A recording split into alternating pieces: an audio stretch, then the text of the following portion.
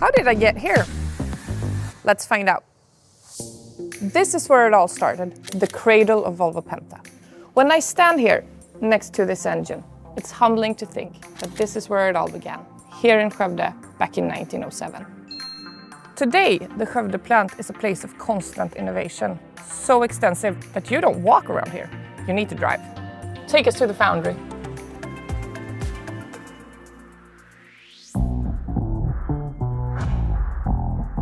The complex process begins in the core shop, with intricate sand cores, creating internal channels for oil and coolant. In the melting shop, recycled iron is heated to 1500 degrees Celsius and alloyed into high-strength CGI, compacted graphite iron. The entire process is circular.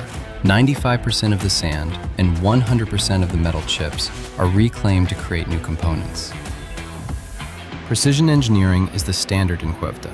The facility produces a massive range of power systems, from the legendary D13 and D16 to our latest pinnacles, the D17 and the gas-powered G17. Every unit must meet rigorous specifications before moving to the next stage. Crankshafts and gears undergo high-precision milling, with tolerances measured in micrometers.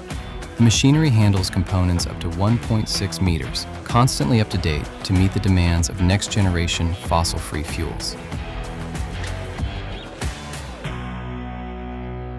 Linda, what would you say is the one thing that really makes this production facility go forward? It's the people who makes this go forward. Working together in a process that is available to our competitors as well. They come here every day, collaborate cross-functionally, solving everything together. It's undefeatable. In final assembly, every bolt is tightened with digitally monitored torque. After a final protective coating, these power systems are shipped to customers worldwide. And there you have it.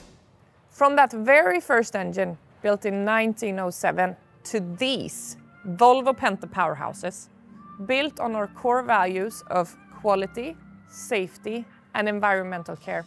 It's truly in our DNA.